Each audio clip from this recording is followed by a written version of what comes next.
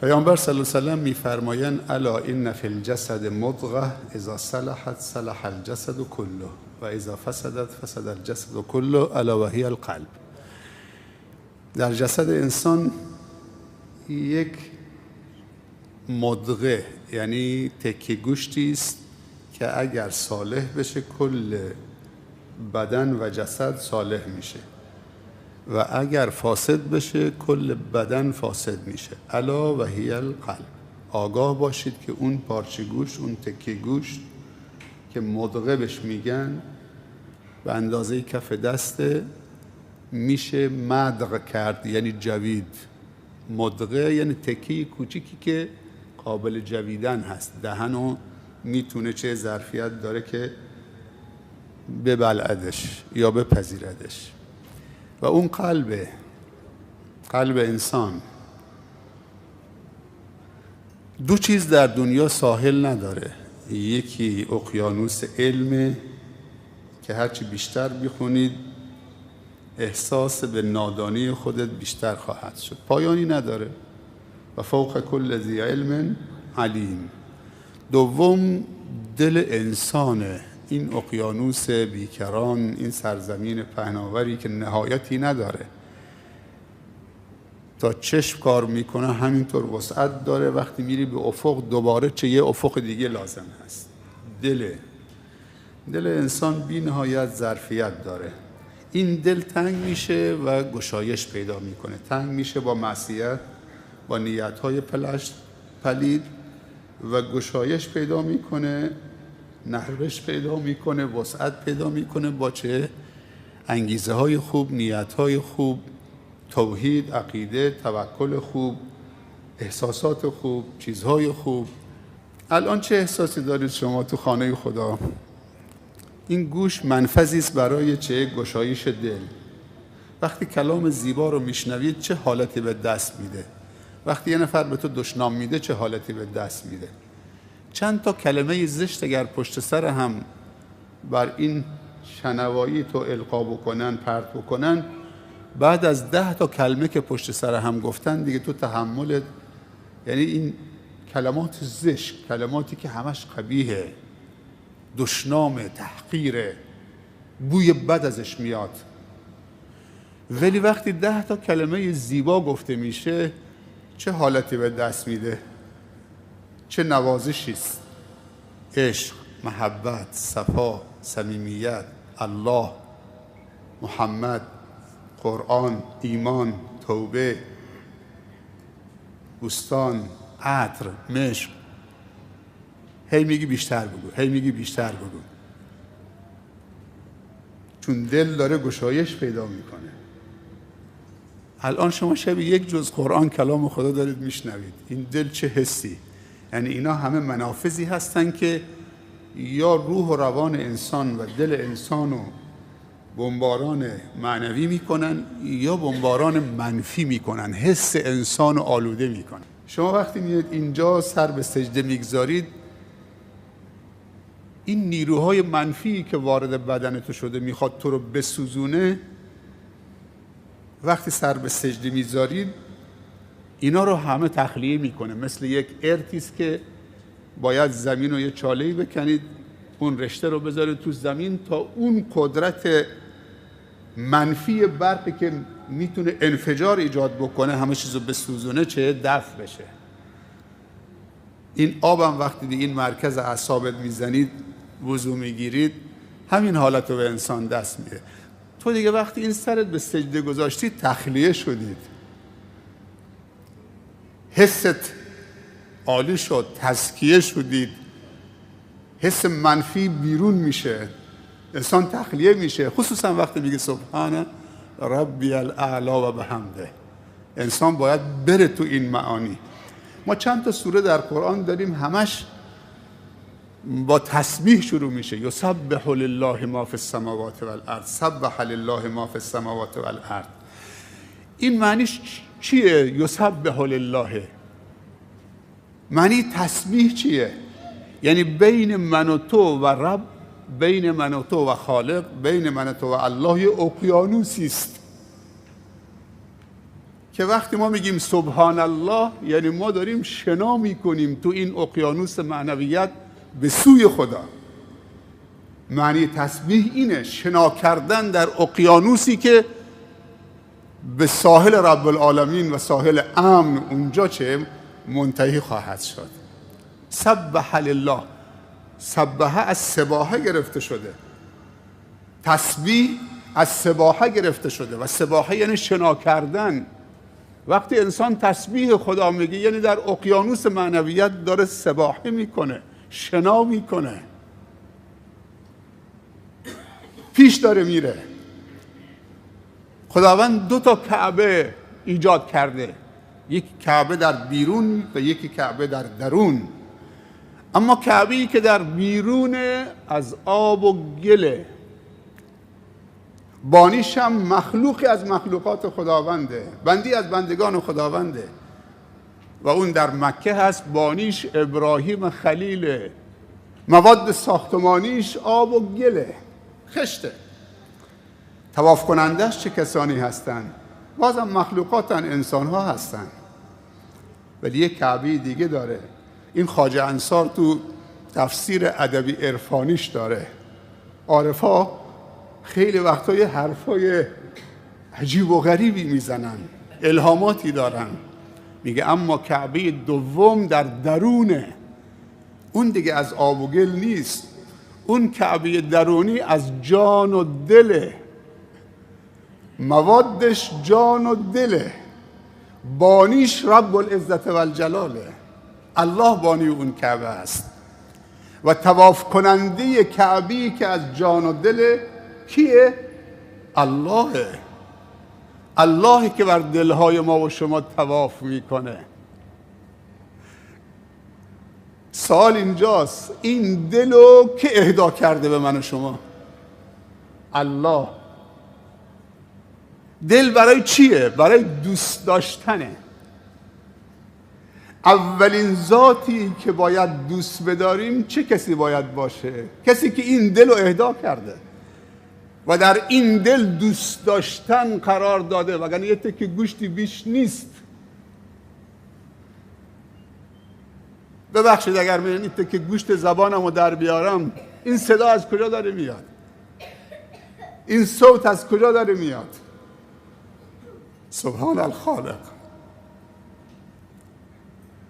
هنوز کسی جرأت نکرده بگه من خالق انسانم، من خالق کوهم، من خالق اقیانوس هم، من خالق آسمانم، من خالق اجرام آسمانیم، من خالق زمینم. فقط یک ذات جرأت داره که بگه، حق داره که بگه.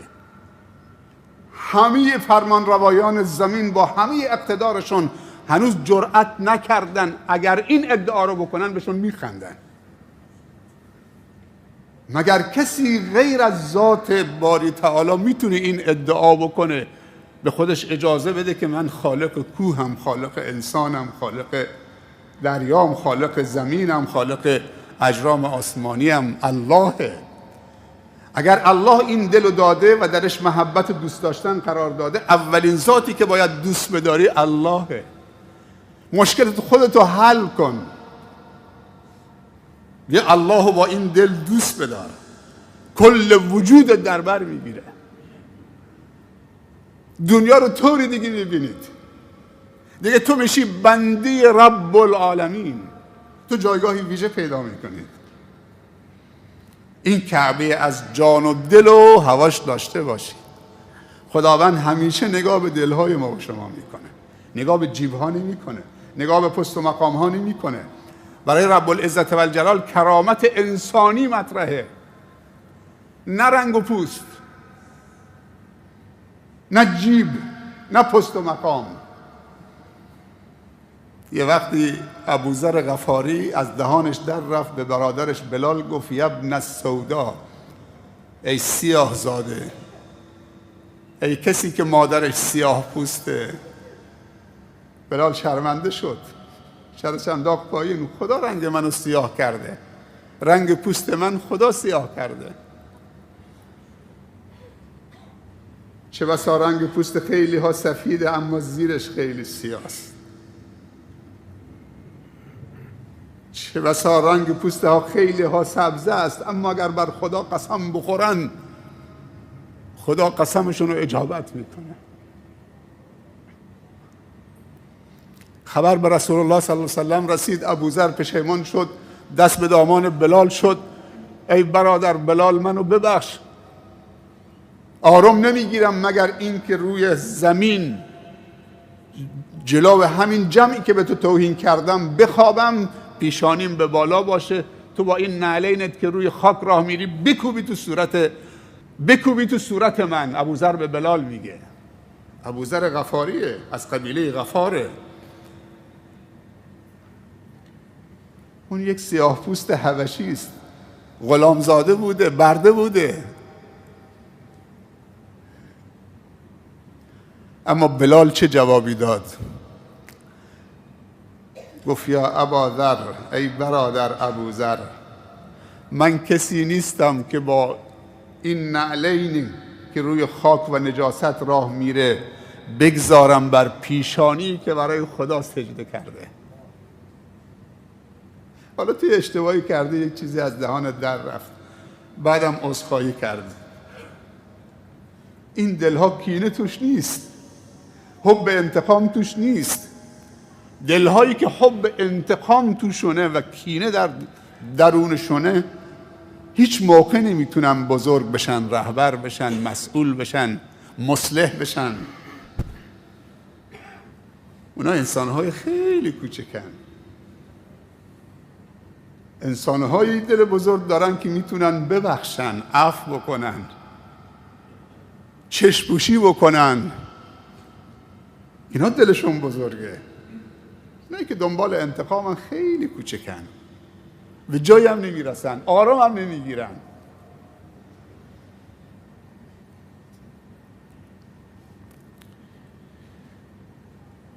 نعمتها زمانی به کار میاد که 3 چیز در نعمت تحقق پیدا بکنه. 1 علم، 2 حال، 3 عمل. علم چیه؟ علم شناخت نعمت هاست. با علم که نعمت های رب العالمین رو تو میشناسید. ما باید نعمت های خدا رو شناسایی بکنیم. اگر مال نداد میگیم خدا هیچی نداده. اگر ماشین نداد میگیم خدا هیچی نداده. اگر خانه نداد، اگر حقوق خوبی نداد، درآمد خوبی نداد، میگیم خدا هیچی نداده.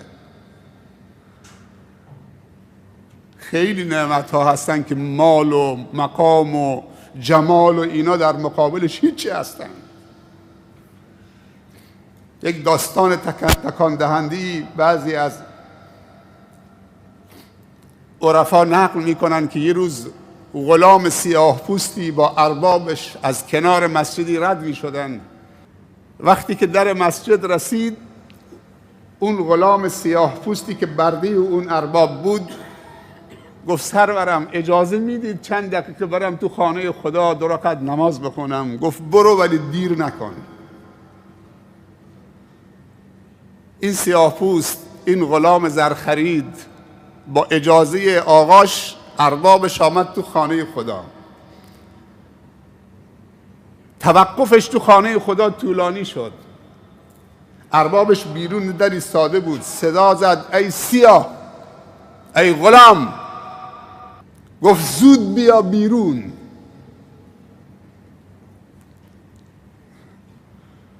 این غلام صدای اربابش زد که سرورم نمیگذارن بیام بیرون، میخوام بیام بیرون، اجازه نمیدن. گفت من آقای تو هم، سرور تو هم، تو مملوک منید، عبد منید، برده منید، چه کسی غیر از من نمیذاره تو بیاید بیرون؟ گفت همون کسی که به تو اجازه نمیده بیاد داخل خونش.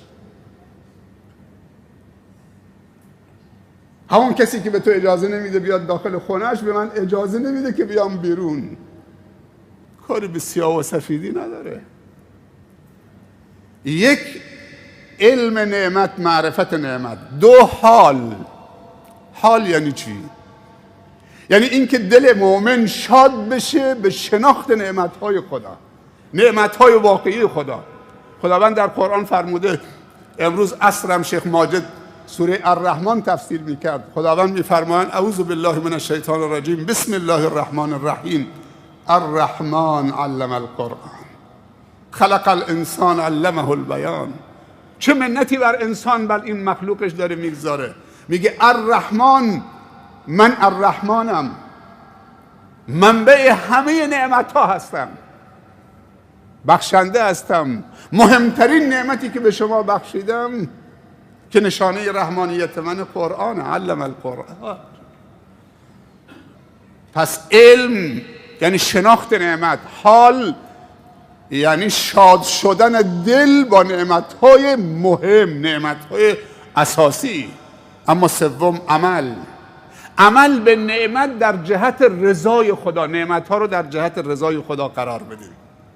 حضرت حذیفه بن الیمان صاحب سر رسول الله بود صلی الله علیه وسلم. اسرار رسول الله پیش این آقا بود، اسرار خصوصیش. یه روز شیطان رو در خواب دید که تو سرش میزنه، داره زار زار گریه میکنه. گفت شیطان چرا زار زار گریه میکنید؟ گفت به دو علت. یکی این که خدا در لعنت رو بر من باز کرده تا قیام قیامت، همینجور مردم و فرشتگان و سایر مخلوقات بر من نفرین و لعنت میکنن. و دوم این که خدا قلب مؤمنین را بر من، نفوذ من در قلب مؤمنین رو مسدود کرده. هر وقتی که تصمیم گرفتم نفوذ بکنم بر قلبشون، با هیبت مؤمنین مواجه میشم که تبدیل به آتشی میشه میخواد منو بسوزونه.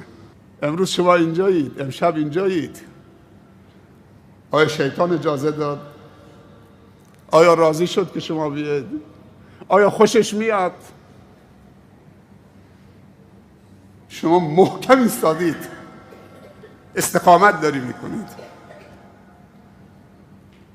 میگه نفوذ به دل مؤمنان مسدود کرده، من نمیتونم وارد بشم.